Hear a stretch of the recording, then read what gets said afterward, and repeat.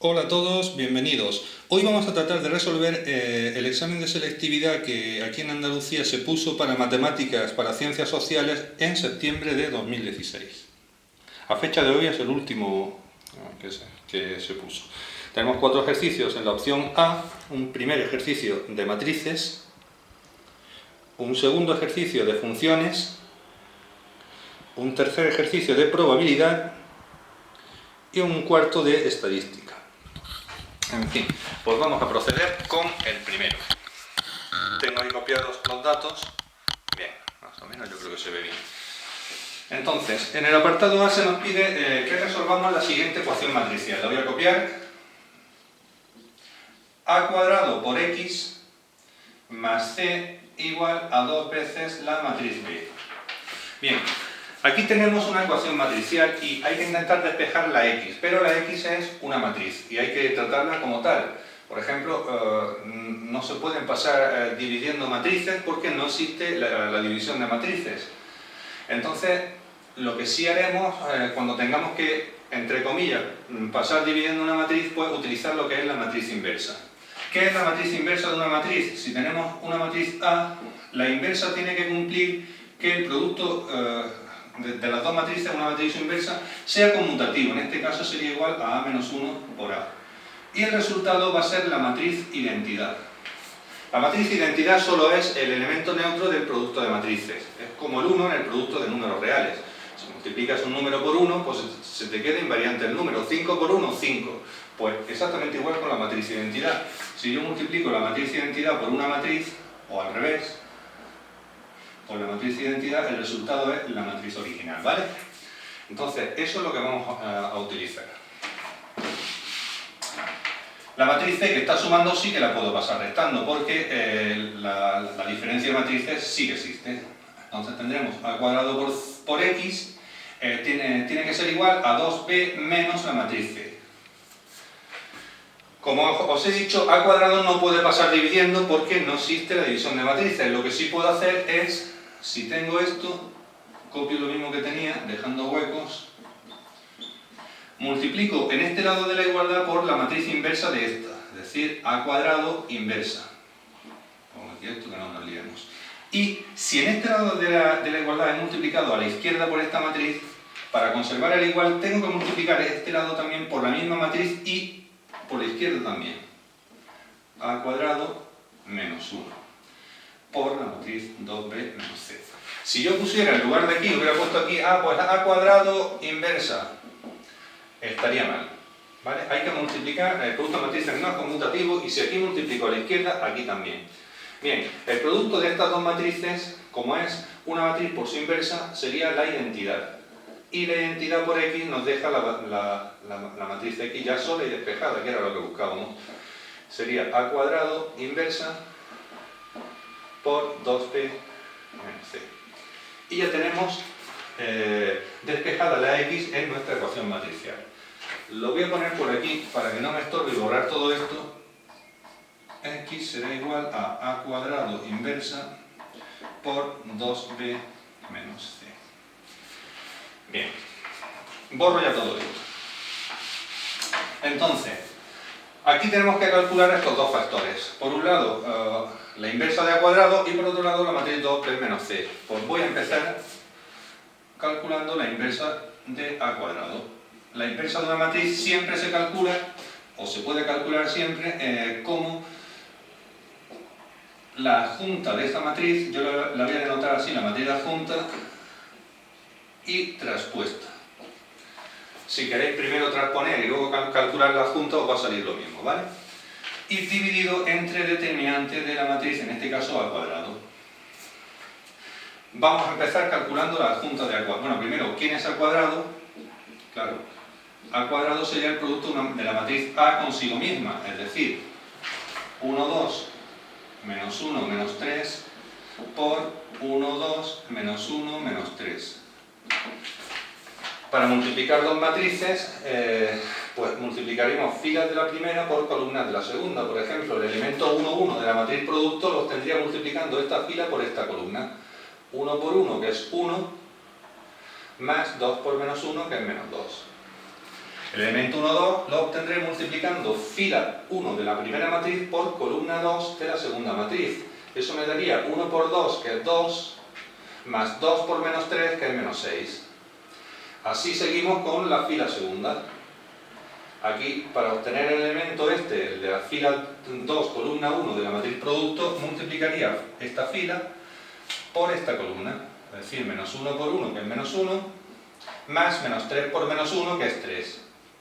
Y por último, este elemento lo obtendríamos multiplicando fila 2 por columna 2.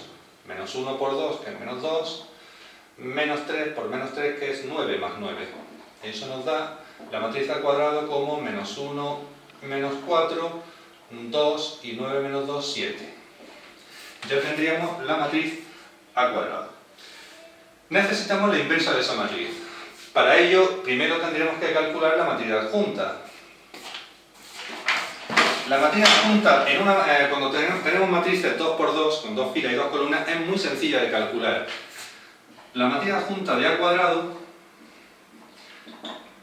la vamos a calcular. Fijaros, para calcular una adjunta en una 2 por 2, lo único que tengo que hacer, los elementos de la diagonal principal los cambio de orden. Es decir, donde está el menos 1 pongo el 7 y donde está el 7 pongo menos 1. Muy bien, pues eso me dejaría esto así. Hago lo mismo con los elementos de la diagonal secundaria, intercambio sus posiciones, pero también a estos les cambio el signo. Es decir, menos 4 me lo traigo aquí, pero lo pongo como 4, y el 2 me lo llevo allí como menos 2. Con eso ya tengo la matriz adjunta. Si lo que quiero es la matriz adjunta traspuesta, lo único que tengo que hacer es copiar filas por columnas. Es decir, fila 1, que es 7 menos 2, pues lo pongo aquí como columna 1. Fila 2, que es 4 menos 1, lo pongo aquí como columna 2. Y ya lo tendría. Me falta calcular el determinante de A cuadrado. Quizá tenía que haber empezado por ahí. Porque si el determinante fuera 0, no tendría sentido nada de esto. No existiría la matriz inversa de A cuadrado, por lo cual no estaríamos haciendo nada. Vamos a calcularlo. Sería el determinante de la matriz A cuadrado, que la tengo allí, menos 1, menos 4, 2, 7. Para calcular este determinante multiplico los elementos de la diagonal principal, menos 1 por 7, que es menos 7, y le resto el producto de los elementos de la diagonal secundaria, 2 por menos 4, que es menos 8. Bien, pues menos 7 menos menos 8 es más 8, y menos 7 más 8 da 1, que lo situamos aquí. Con lo cual ya tendríamos calculada la matriz adjunta, inversa de A cuadrado, que sería sencillamente la 7, 4, esta de aquí, porque dividir entre 1 es dejarla igual que estaba, y ya lo tenemos calculada. Voy a borrar aquí y vamos a calcular el 2b menos c, que era lo otro que teníamos, que nos hacía falta, ¿no? Para completar el cálculo de la matriz x. Entonces, con lo que tengo aquí, que es la inversa de A cuadrado, ya la tengo, borro toda esta parte. Bien, para calcular 2 por la matriz B menos C, pues me vengo aquí. 2 por la matriz B es multiplicar por 2 todos los elementos de B, es decir, 2 por 2, que es 4, 2 por menos 1, menos 2, 2 por 3, 6, 2 por 4, 8, 2 por 0, 0, 2 por 1, 2. Menos la matriz C, pues la copio, sería menos 1, 0, 2, 3, menos 2. Efectúo la resta y 4 menos menos 1 sería 5, menos 2 menos menos 1, menos 1, 6 menos 0, 6, 8 menos 2, 6, 0 menos 3, menos 3, y 2 menos menos 2, o más 2, que sería 0. Y yo tendría, 2 menos menos 2 sería 2 más 2, 4. Y ya tendríamos la matriz 2b menos c. Bien, para calcular la matriz x ya solo tengo que efectuar estos productos, lo copio aquí otra vez. X sería igual a la inversa de la matriz al cuadrado por 2b menos c, pero estos dos factores ya los tengo calculados ahí. Esto sería igual a 7, 4 menos 2 menos 1, la inversa de A cuadrado, por 2b menos c, que lo tengo aquí, que sería 5 menos 1, 6, 6 menos 3, 4. Efectuando ese producto, fijaros que si esta es una matriz 2 por 2 y esta es una matriz 2 por 3, tiene 2 filas y 3 columnas, se puede multiplicar por el hecho de que la primera tiene tantas columnas como filas la segunda, y el resultado va a ser una matriz 2 por 3, con la misma dimensión que esta, ¿vale? Que 2b menos c. Es decir, va a tener 6 elementos. Bien, pues vamos a calcularlo. Como siempre, multiplicamos fila de la primera matriz por columnas de la segunda. Para obtener el elemento 1, 1, multiplicaría 7 por 5, que es 35, lo voy a dejar indicado, más 4 por 6, más 24. El elemento 1, 2 multiplicaríamos fila 1 de la primera matriz por columna 2 de la segunda matriz. Eso me da 7 por menos 1, que es menos 7, y 4 por menos 3, que es menos 12. El tercer elemento, el elemento fila 1, columna 3 de la matriz producto, se obtendría como fila 1 por columna 3, y eso me daría 7 por 6, 42, más 4 por 4, 16. Bien, haciendo lo mismo con la segunda fila, obtendríamos menos 2 por 5, voy a llamar rápido porque es todo igual, menos 2 por 5, menos 10, menos 1 por 6, menos 6, menos 10, menos 16, menos 10, hemos dicho, menos 6. Sería menos 2 por menos 1, 2, más menos 1 por menos 3, más 3. Y por último, menos 2 por 6, menos 12, menos 1 por 4, menos 4. Eso me da que la matriz X debe de ser 35 y 24, 59, menos 7 menos 12, menos 19, 42 y 16 deben de ser 58, menos 10 menos 6, menos 16, 2 más 3, 5, y menos 12 menos 4, menos 16. Y ya estaría resuelto el apartado A. Bien. Pues borro esto y pasamos a resolver el apartado B.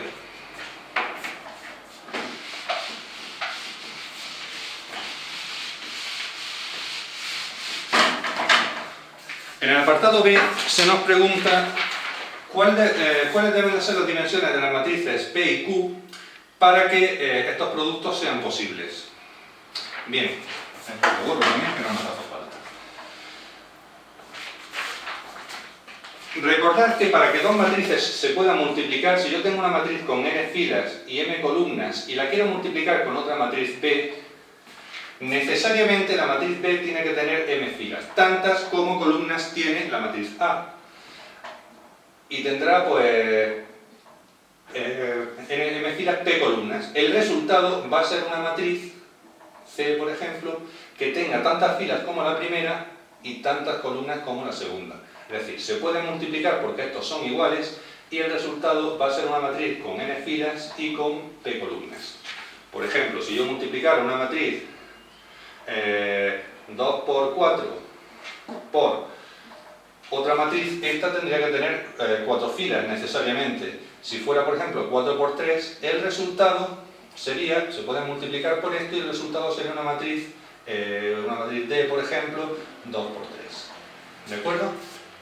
Bien, vamos a utilizar eso para intentar resolver la cuestión que nos plantea. Uy, he borrado dos matrices. B más C, recordad que P era una matriz, tenía 2 filas y 3 columnas. C era una matriz también con 2 filas y 3 columnas.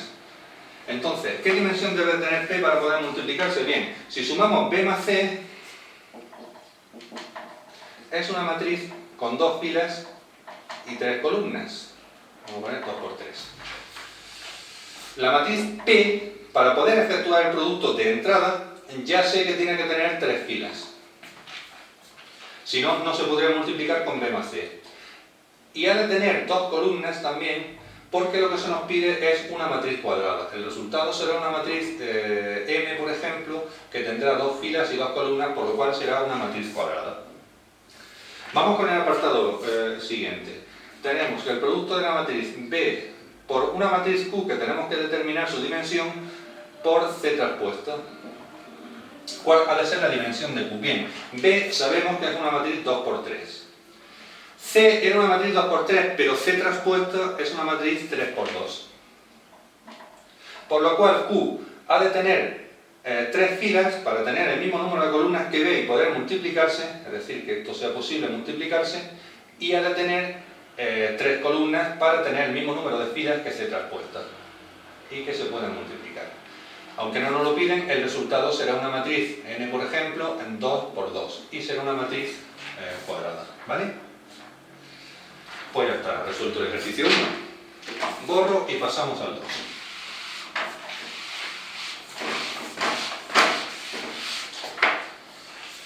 En el 2 nos dice que se sabe de una función f que es continua y derivable, se sabe que la gráfica, es decir, f' es una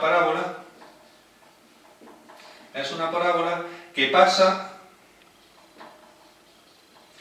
por los puntos menos 1, 0 y 3, 0. Y además de f', de la parábola, se sabe que el vértice es el punto 1, menos 2. Bien. Se nos pide A, intervalos de crecimiento y decrecimiento de f, así como la existencia de extremos, es decir, estudiar la monotonía y extremos relativos.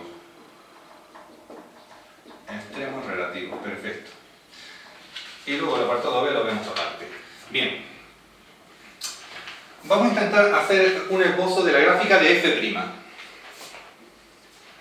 Más o menos sería una cosa así. Yo sé, vamos a hacer por ejemplo menos 1, menos 2, menos 5, tomamos por aquí una serie de puntos, y 5, y la cosa va para abajo más bien. Que con eso me vaya.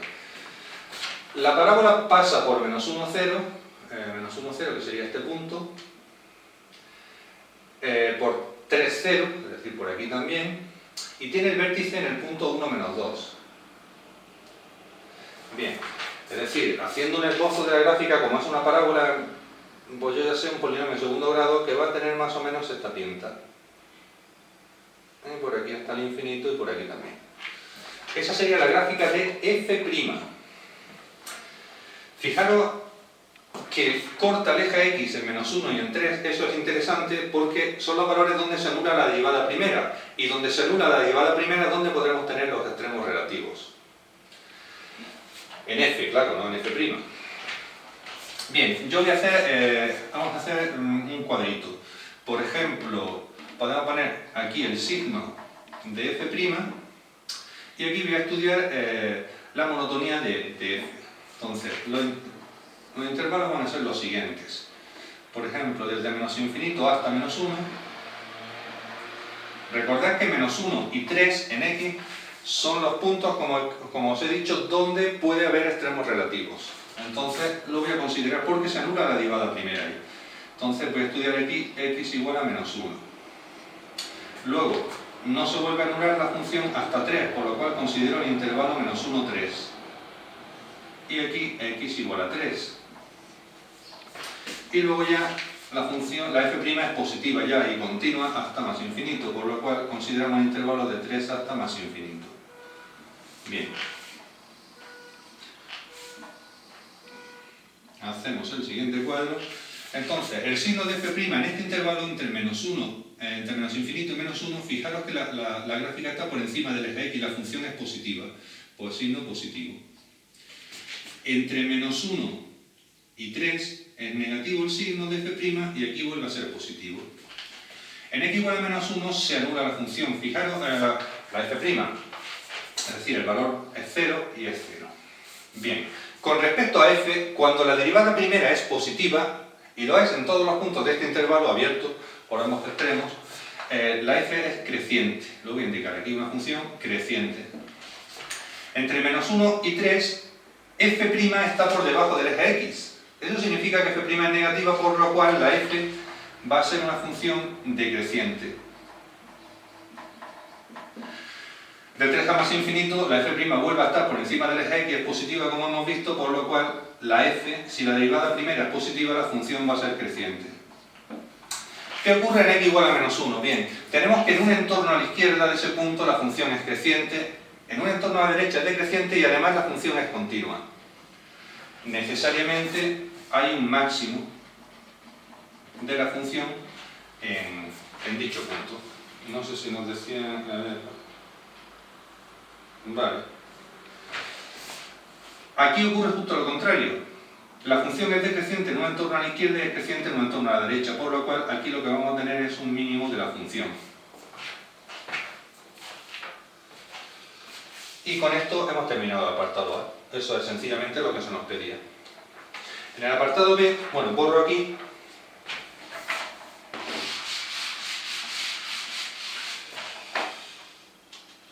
En el apartado B nos decía, si f de 1 es igual a 2, encuentre la ecuación de la recta tangente a la gráfica de f en el punto de abscisa x igual a 1. Bien, para encontrar la ecuación de una recta tangente a una curva en un punto, en este caso en x igual a 1, lo que tenemos que hacer es utilizar la expresión siguiente, y igual a f del punto, en este caso sería f de, me dicen en x igual a 1, f de 1, más f' de 1 por x menos 1, como estamos en x igual a 1, pues en x menos el punto en x menos 1. Si f de 1 vale 2, pues ya tengo lo que vale f de 1. f' de 1 nos lo daban en el apartado anterior, es decir, f' de 1 era precisamente el vértice, el punto 1 menos 2, es decir, yo tengo que f' de 1 valía menos 2, pues nada más que sustituir aquí.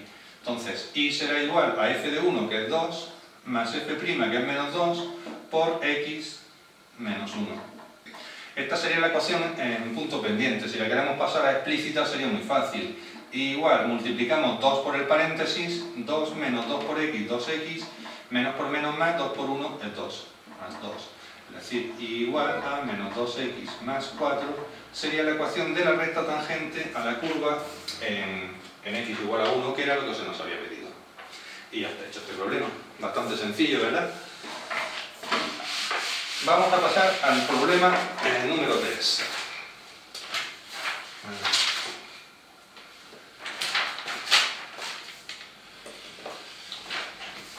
Sería un problema de probabilidad. Se dice, sean A y B dos sucesos aleatorios tales que probabilidad de A es igual a 0,3, probabilidad de B es igual a 0,6, y además se nos da la probabilidad de la intersección de los complementarios. A complementario intersección B complementario es igual a 0,28. Entonces nos piden varias cosas. En primer lugar, haya la probabilidad de que ocurran ambos sucesos a la vez. Bien, que ocurran ambos sucesos a la vez, lo que me están pidiendo es la probabilidad de la intersección de A y B, porque en la intersección ocurre A, pero también ocurre B simultáneamente. Eso es lo que me están pidiendo. Dice, apartado B, calcule la probabilidad de que ocurra A, es decir, la probabilidad de que ocurra A, sabiendo que no ha ocurrido B. Siempre que leamos sabiendo que, o el sí condicional, lo que me están dando es una probabilidad condicionada. Me están pidiendo la probabilidad de que ocurra A sabiendo que, en este caso, no ha ocurrido B. Eso me lo piden también. Y en tercer lugar, nos piden si A y B, los sucesos A y B, son independientes. Muy bien.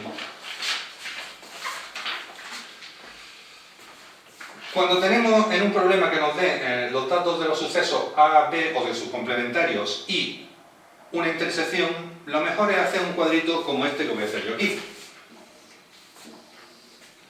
Y salen muy fácil.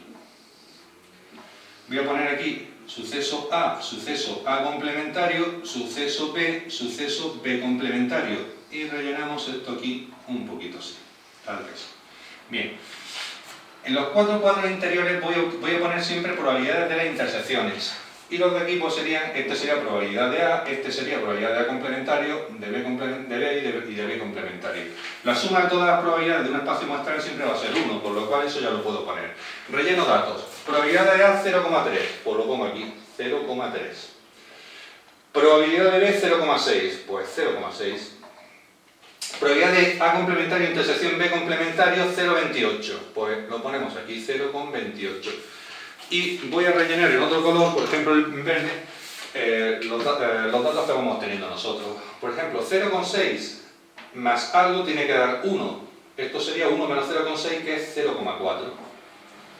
0,3 más algo tiene que ser 1. Lo que pongo aquí sería 1 menos 0,3. En este caso 0,7. Algo más 0,28 tiene que ser 0,7. Lo que pongo aquí sería 0,7 menos 0,28, es decir, 0,42. Algo que sumado a 0,42 me dé 0,60 es 0,18. Y por ejemplo, algo que sumado a 0,18 me dé 0,30 va a ser 0,12. Respondiendo a la primera pregunta que nos hacen, la probabilidad de A intersección B es 0,18. Y estaría hecho el apartado A. El apartado B nos pide la probabilidad de que ocurra A sabiendo que ha ocurrido B complementario. Bien, utilizamos la fórmula para la probabilidad condicionada. Esto será la probabilidad de la intersección de estos sucesos de A intersección B complementario dividido entre la probabilidad del suceso que sabemos que ha ocurrido, es decir, el suceso B complementario. Tengo todos los datos en el cuadro. Esto sería A intersección B complementario, sería este de aquí, 0,12. Probabilidad de B complementario sería esta, 0,4.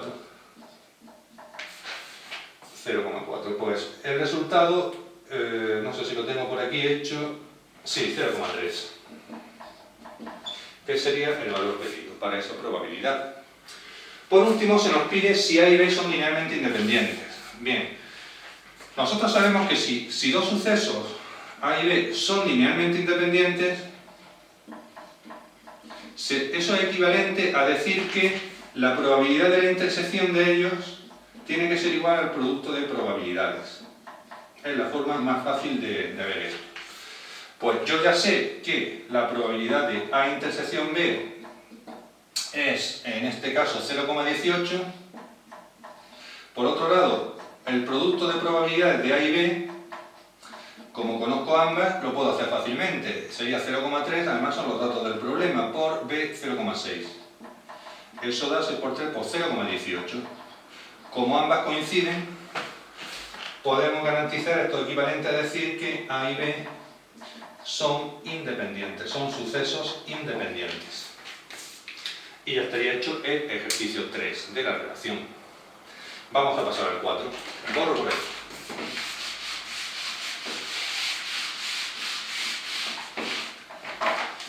En el 4 se nos dice una cadena de hipermercado, es decir, estudiar la proporción de artículos de un determinado tipo que tienen defectos en su envoltorio. Para ello selecciona aleatoriamente 2000 artículos de este tipo y encuentra que 19 de ellos tienen defectos en su envoltorio. Vale, nos están dando la proporción, es decir, en la muestra que ellos toman, que sería de 2000 artículos, la proporción de los que presentan defectos en el envoltorio, 19 partido por 2000. Vale. Eso, si lo hacemos con la calculadora, nos daría 0,0095.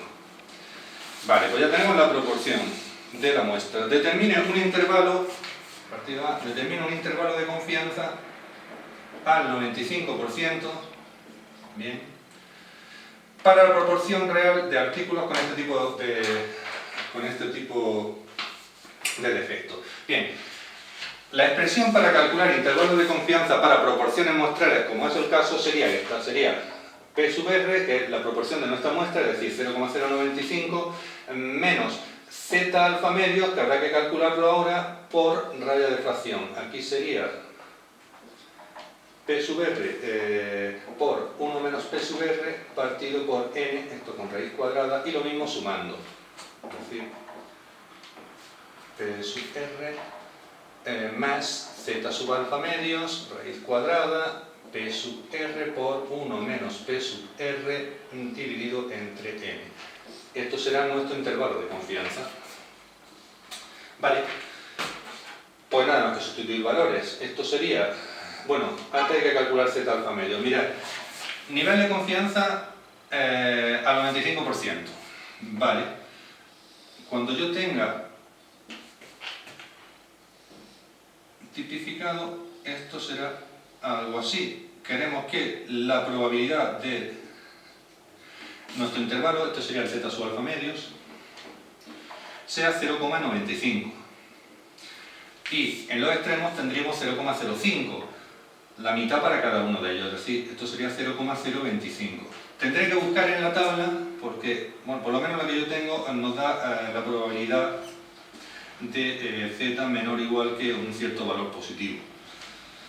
Entonces tendré que sumar este y este, y esto me da esta probabilidad 0,9725, a ver, 0,975. Es decir, buscaría en la tabla 0,975. Bien, pues lo hago. No sé si aquí se puede ver. Buscaría ese valor de superficie que estaría aquí, 0,975, aquí justamente, y se corresponde con 1,9. Es que se me va el papel. Si seguimos la regla se corresponde con 1,9 y si subimos en la columna 1,906, 1,96. Es decir, esto se corresponde con una z sub alfa medios de, hemos dicho, 1,96. Ya lo tenemos todo para sustituir. Entonces, esto sería P sub R 0,0095 menos 1,96 por raíz cuadrada de 0,0095, 1 menos 0,095, que sería 0,9905 dividido entre n, que en este caso es 2000. Y vamos a calcular lo mismo tanto restando como sumando, por no copiarlo dos veces. Haciendo las cuentas, creo que las tengo hechas por aquí, nos generaría el siguiente intervalo de confianza: 0,0052 punto y coma 0,0138. Es decir, con un nivel de confianza del 95%, podemos decir que la proporción real de artículos que muestran defectos en ese supermercado va a estar comprendida entre 0,0052 y 0,0138. Y ese sería el apartado A. Vamos a ver el apartado B.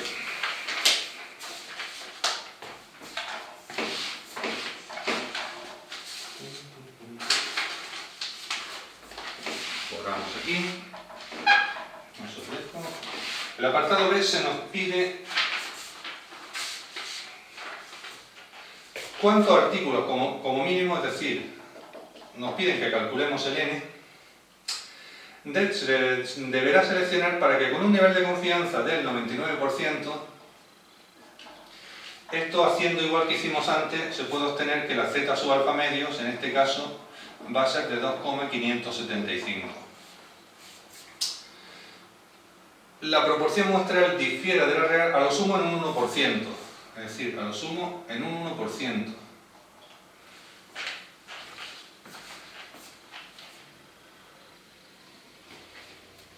Vale, si tenemos nuestro intervalo que está centrado en P sub R, le sumamos y le restamos esta cantidad que podemos llamarle el error, es decir, este punto sería P sub R más el error, y esto de aquí sería P sub R menos el error. Lo que nos piden es que difiera a lo sumo un 1%, es decir, que el error, esta cantidad, sea un 1% de lo que es P sub R. Entonces, un 1% de P sub R sería un 1% de eso, es decir, 0,000095, o lo que es lo mismo, 9,5 por 10 elevado a menos 1, 2, 3, 4 y 5, a menos 5. Es decir, el error, es decir, esta cantidad, es lo que estoy llamando error, ha de ser este número de aquí. Por lo cual tengo que z sub alfa medios por raíz cuadrada de P sub R por P sub R menos 1 dividido entre n ha de ser menor que esto de aquí, 9,5 por 10 elevado a menos 5. Bueno, lo voy a hacer primero con letras todo, el error, y se trata de despejar n.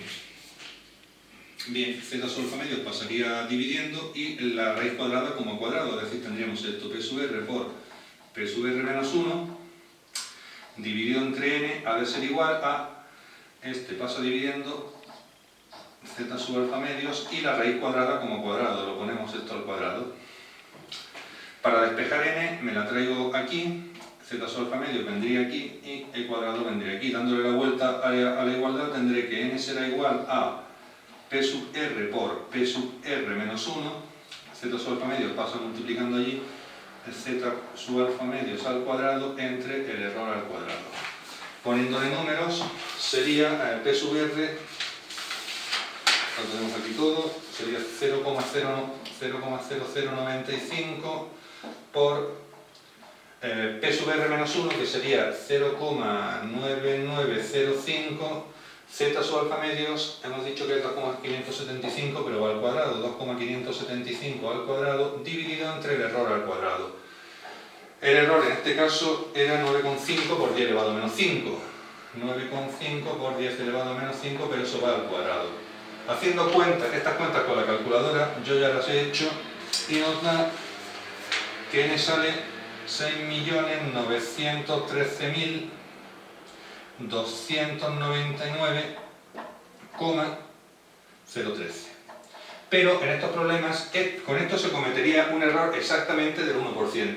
El error ha de ser menor que el 1% pedido, por lo cual se redondea siempre al alza. Es decir, n habrá de ser igual a 6.913.300. Y eso es lo que se nos pide. Con esto hemos terminado el problema y el ejercicio. Espero que os pueda servir de ayuda. Hasta un próximo vídeo.